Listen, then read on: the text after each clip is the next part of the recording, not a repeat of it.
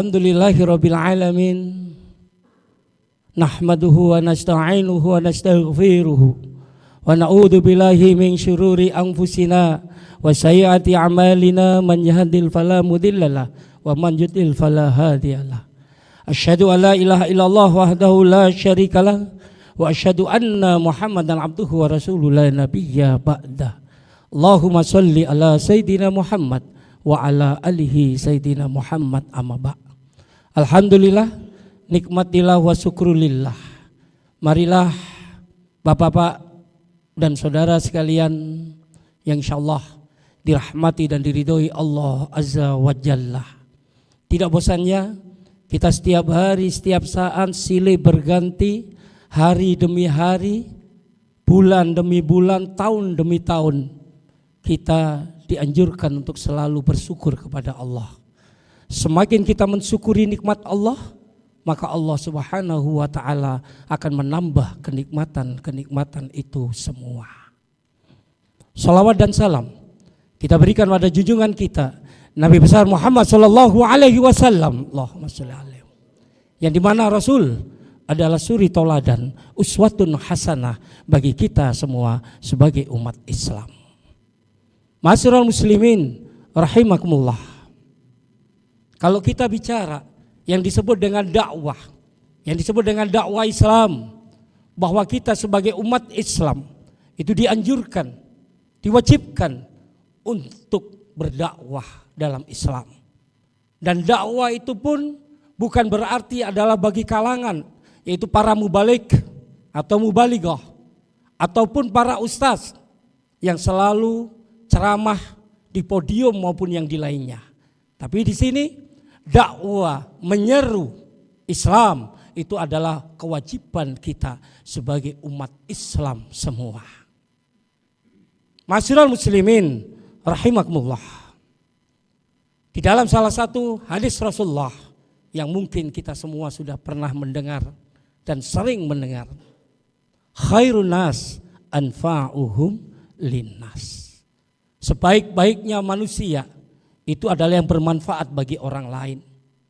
Kita di dalam untuk mendakwahkan, di dalam untuk menyeru tentang kebaikan, maka Allah akan memberikan predikat kepada kita adalah sebaik-baiknya manusia. Orang-orang yang dimana yang tidak bertanggung jawab atau orang-orang yang selalu benci terhadap Islam pun, dia juga akan mendakwahkan, tapi dakwah yang mungkar.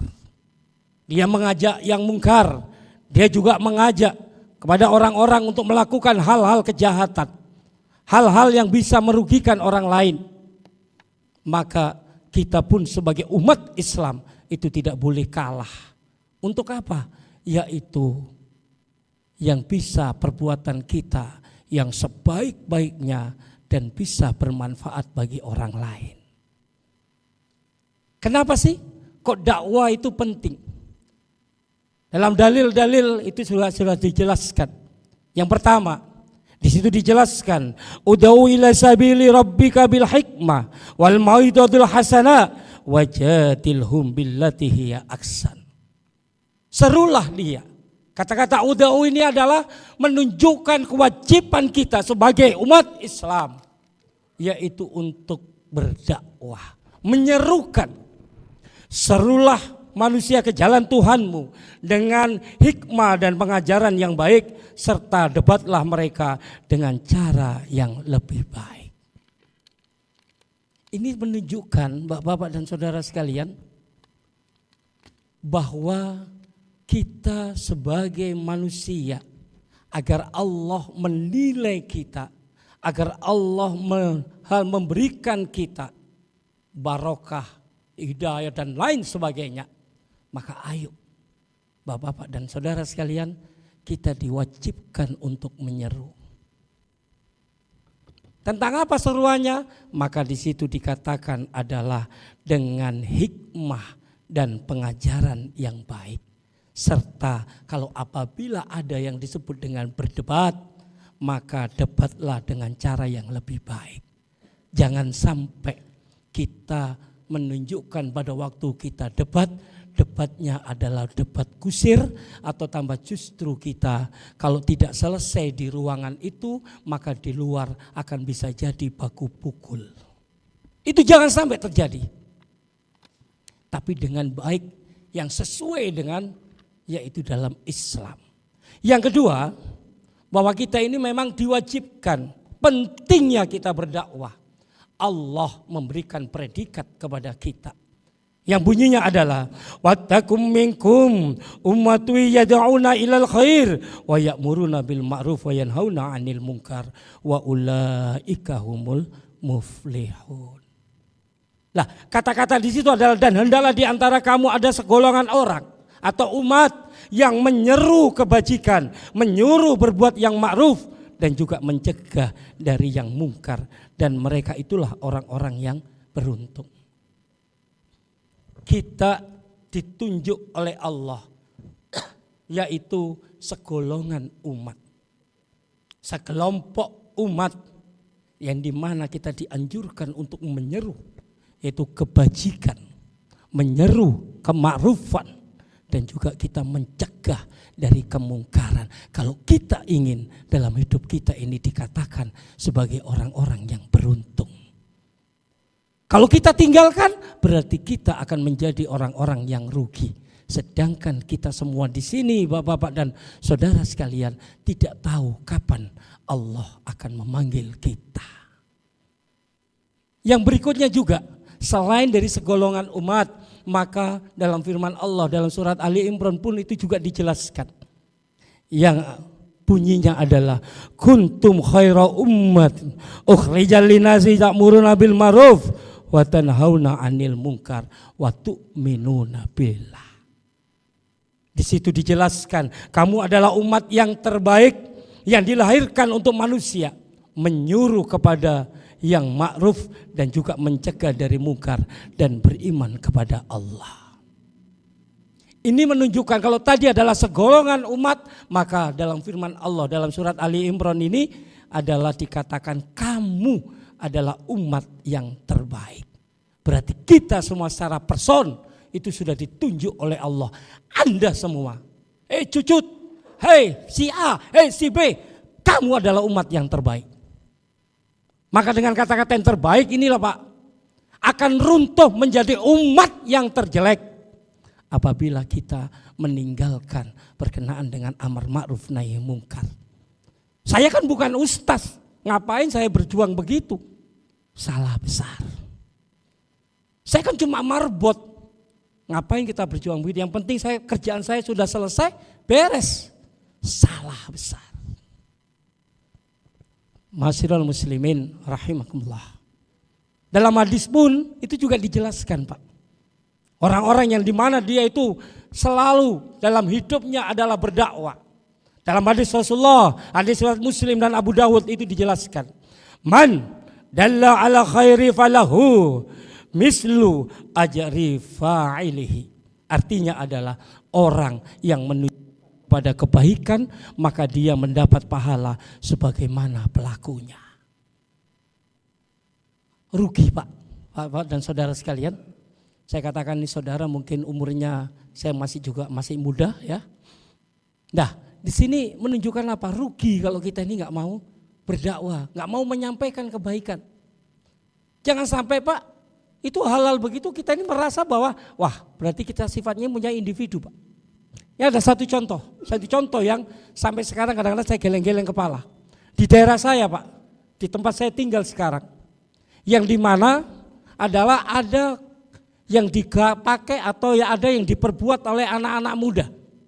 Meskipun ini dalam kategori Islam itu bukan, ya saya katakan bukan haram karena ada perbedaan. Apa itu Pak?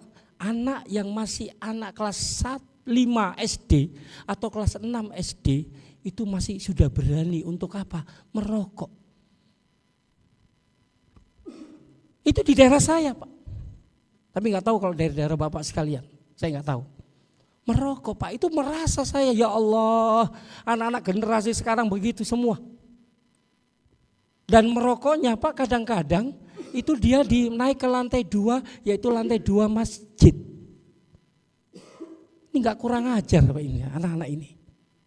Nah, ini maka Bapak-bapak dan saudara sekalian, kewajiban kita untuk apa? Menyampaikan yang baik.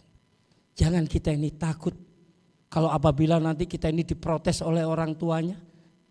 Tapi bukan masalah itu, tapi ini adalah untuk kebaikan. Ya jangan sedikit-sedikit kita pukul dan sebagainya, tidak. Jangan sampai nanti terjadi yang baru-baru ini, yaitu yang ada di salah satu daerah, seorang guru itu pertama adalah karena dia ini informasi adalah dia ini dilecehkan oleh murid-muridnya, akhirnya dia marah, dia masuk di salah satu kelas, terus dia tampar itu anak, dan akhirnya anak ini merasa dia ini malu, terus pada waktu guru ini pulang dari kerja, yaitu pulang ke sekolah dari mengajar sekolah, akhirnya dia dikeroyok oleh murid kelas 1, 2, dan 3. Saya nggak tahu itu dalam arti adalah yang salah yang siapa, karena kalau informasi dari murid ini dia katakan bahwa guru ini kalau tidak mau dipanggil yaitu bapak, tapi dia maunya dipanggil yaitu prince atau pangeran. Ya ini nggak tahu saya Pak, ya ini sampai begitu. Dan saya masih ingat 2 tahun yang lalu itu ada seorang guru seni lukis, ya seni, yang dimana di salah satu tempat yaitu di Jawa Timur, itu guru Pak, dia menegur karena apa? Muridnya pada waktu itu tidak mendengarkan apa yang diajarkan. Cuma ditegur saja, akhirnya dia pulang dikeroyok sampai dia meninggal. Guru honorer lagi. Sudah gajinya kecil, ya. Akhirnya dia terbunuh lagi, kasihan. Oke. Bapak-bapak, Ibu dan Saudara, Bapak-bapak dan Saudara sekalian, mohon maaf. Dalam hadis yang lainnya Pak yang cukup panjang, di sini mungkin bisa saya simpulkan bahwa siapa saja yang mengajarkan kebaikan, terus dari kebaikan itu orang yang mendengar itu menjalankan dan dia ajarkan kepada yang lainnya. Terus orang pertama yang mengajarkan ini meninggal, maka pahalanya akan terus mengalir. Tidak pernah dikurangi. Itu yang biasanya kita sebut dengan pahala jariah. Tapi barang siapa yang mengajarkan kejelekan, suka menfitnah, suka memata-matai, dalam arti ingin menghancurkan yaitu kebaikan ini, terus orang yang mendengarkan juga akhirnya dia terprovokasi, akhirnya dia juga membenci, terus diajarkan juga dengan yang lainnya, maka suatu ketika kalau orang yang mengajarkan kesalahan ini itu meninggal, maka dosanya terus mengalir meskipun dia sudah meninggal. Ini yang disebut dengan dosa jariyah.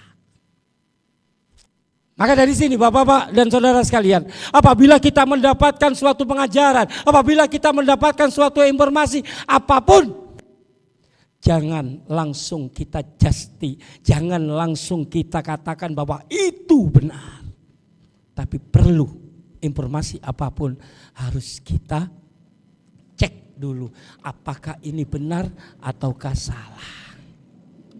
Kenapa? Karena di dalam Islam Bapak-bapak dan saudara sekalian, bahwa Islam diturunkan di muka bumi ini adalah untuk apa?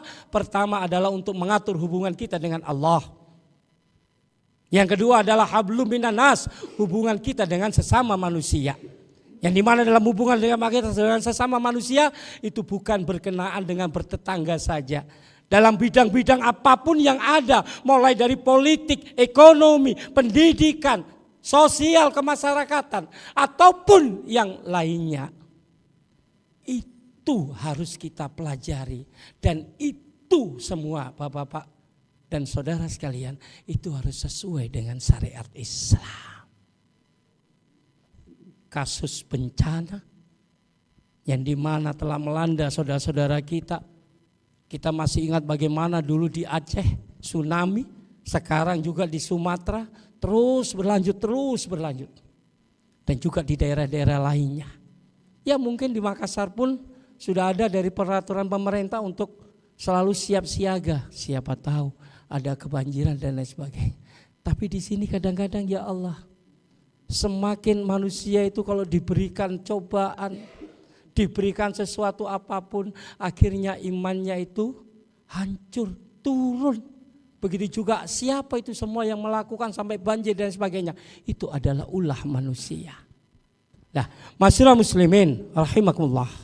Terus bagaimana caranya kita? Yaitu dalam dakwah itu yang bisa mengembalikan, di dalam mengembalikan sistem Islam.